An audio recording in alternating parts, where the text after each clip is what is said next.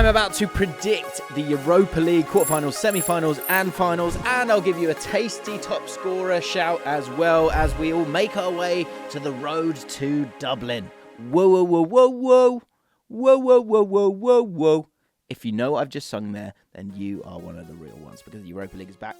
And I've got to say, it's stacked. Exciting teams here. Let's get straight into it. Benfica against Marseille. Now, Benfica, I think they're solid.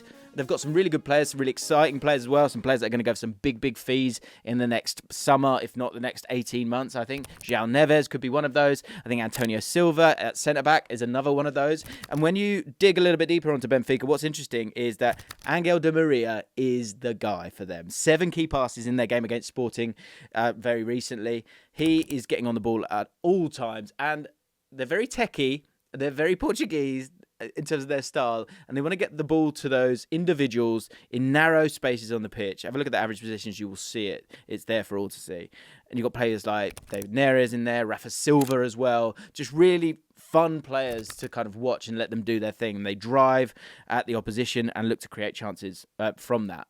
You've got Alexander Barr on the right back, and the midfield pairing of Neves and Luis. They have to get through a lot of work, but they do look to protect those players in front of them and allow them to kind of have free reign. They're playing against a Marseille side who have got a lot of players that you might be aware of, and the top scorer in the competition at the moment, Pierre-Emerick Aubameyang, is a player who sometimes plays on the left wing for Marseille, sometimes plays through the middle as well. Again, a lot of talented players in their setup. You've got Ismail Assar in this team. Obviously, a lot of you guys will remember. Veretout is a player that a lot of people will be aware of. Harriet is another interesting player. You've got Jonathan Klaus, who's kind of like a Trent player, but obviously he's not Trent.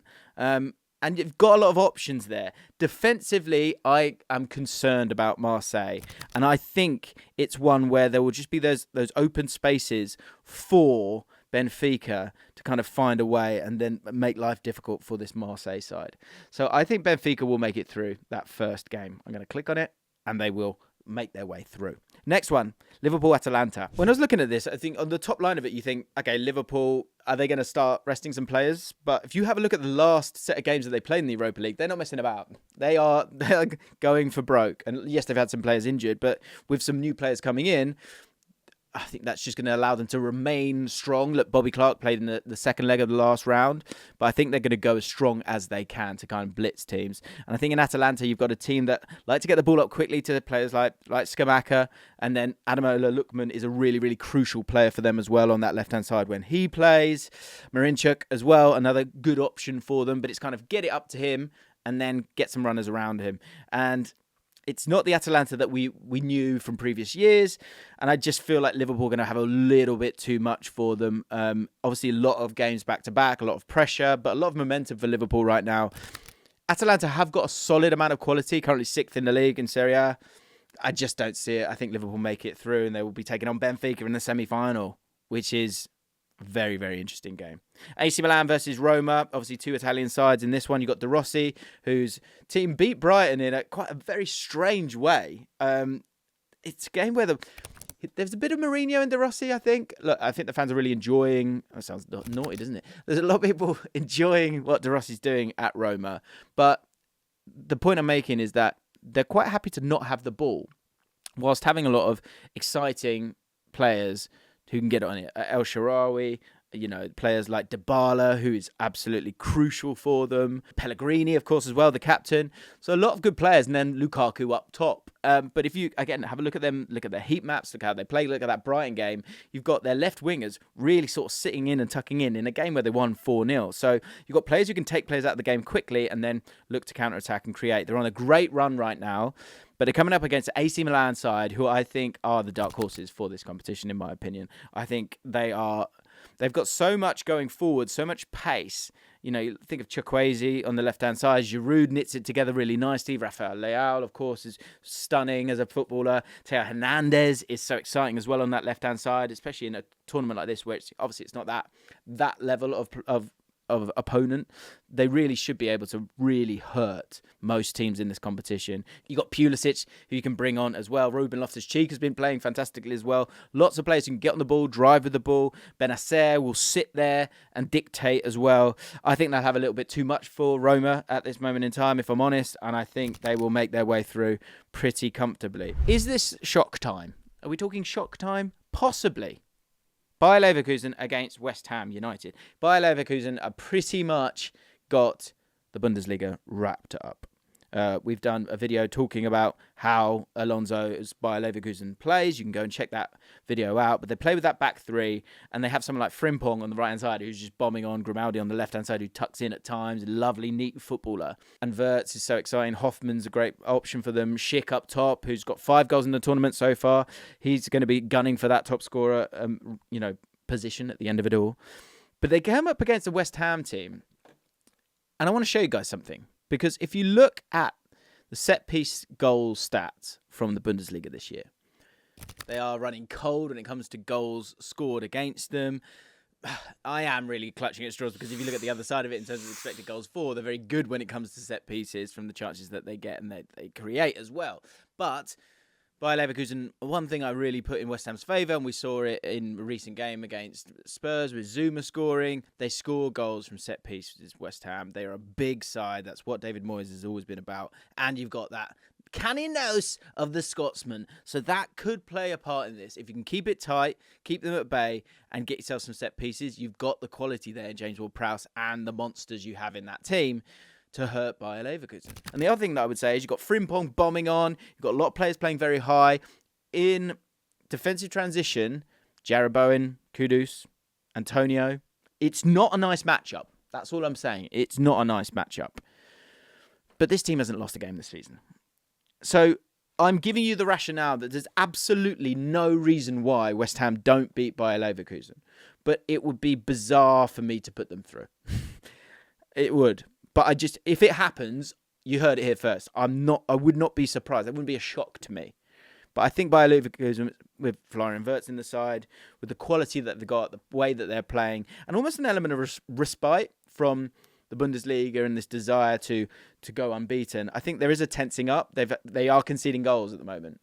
But I think they'll have way too much because they are playing so well. And I think, there'll be that freedom there to go and do the business. And with a 13-point gap when it comes to the Bundesliga, I think that helps as well in terms of playing your best team, which is something that we need to keep in mind when it comes to these games. Because we are in the business end of the season, but Bayer Leverkusen have done a lot of their business already.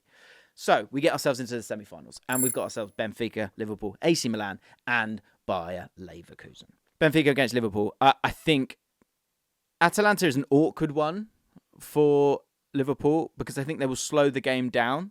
So the game might kind of be that little bit tighter. But what I think the Benfica game, I think Liverpool kind of have their way with them, personally. I know that probably upset a lot of people, but I really think Liverpool, with the way that they attack, the pace that they attack with, I guess the one thing you would say is that if Benfica are able to get around the press of Liverpool in build-up, it could be one where, with all these players coming in those narrow spaces, it could be one where Endo kind of gets flooded a little bit, but at the same time, you've got those two centre-backs who could be there to go and, put out those fires. I just can't see Liverpool not winning that one against Benfica, more so than the Atalanta one. I think the Atalanta one is actually a harder game than the Benfica one in terms of a stylistic point of view. Loads of exciting players in that Benfica team. And I think if you play Benfica-Atalanta, again, that's so tight, and maybe I would go Benfica. But in terms of styles, I just feel like Liverpool will have too much in wide areas as well. And I think Darwin Núñez could have some fun against Benfica. So Liverpool will make it to Dublin. They will make it to the final. Will they win it? Different question. And of course, we'll give you the top scorer as well. AC Milan against Bayer Leverkusen. This is really difficult again. And I think it'll be a basketball match. I think if you're watching a game and you're a neutral and you get to the semi-finals and it's AC Milan versus Bayer Leverkusen, watch AC Milan versus Bayer Leverkusen. I think it would be an absolutely fantastic game of football. Because you've also got, the centre-backs that AC Milan have got are just, they can go for it because they have just so much kind of pace going back. But then, of course, you've got the quality of, as we said, Florian Wirtz, of Schick can get involved, Hoffman who can get involved, Frimpong who's going to be bombing down on that side. And here's a prediction for you. The transfer value of Frimpong will be decided in these two games. Up against Rafael Leao, will it be one where he's just okay, he bombs on, but can we get enough going back from him? Is he going to be alert to that? Is he going to leave his tap sober on the right hand side in the lurch? Something to keep an eye on. But if Rafael Leao has his way with him, that could diminish it somewhat. So something to keep an eye on, because that left-hand side for AC Milan is very frightening. And as I've said previously, the reinforcements also so exciting for AC Milan. Really great team to watch this year. I'm really struggling with this one. I think they can hurt them. But I just think it's almost rude to not put Bayer Leverkusen through. I think there's an opportunity to hurt them. There is. But they are just on a mission this year. They really, really are. From a sensible point of view, it's one where, in terms of explaining how Bayer Leverkusen play, it's very difficult to kind of show you those individual elements, because they are a real team, an out-and-out team in terms of how they play and work together. But they've just been so impressive. As I say, players like Grimaldo on the left-hand side stepping in at times and getting involved. Xhaka, so amazing. So many great players for them. So I think they'll sneak through. So I think we'll have it. And look, it would have been an incredible narrative in terms of AC Milan taking on Liverpool as well, because obviously they've got their history. But it looks like it's going to be the man that turned down Liverpool against the man leaving Liverpool. And I think Bayer will do it. Let me explain. The reason I think this is the case is because I believe that either winning or losing on the final day, and I think it will go down to the final day, I think that means that Liverpool will have unloaded an outrageous amount of energy, whereas Bayer Leverkusen will be fresh mentally and will be able to utterly focus on that final, whereas I just don't think it will be the same thought for Liverpool. I have predicted the Champions League. I have predicted the Premier League as well in recent weeks. If you want to go check out those videos, they are available right this second. In terms of top scorer, the top scorer will be Darwin Núñez, because in the top scorer ranks at the moment, nine goals is Pierre-Emerick Aubameyang, but I don't think he'll still be in the running by this point. Patrick Schick's got 5 goals, Kudus has got 5 goals, and Darwin Núñez has got 5 goals. I think Darwin Núñez will bang in quite a few in those quarterfinals and on the way to the final. Will he get the winner in the final? No, because I think Bayer Leverkusen will do it, but I think Darwin Núñez will be the top scorer in the Europa League. What do you think? Let me know down below.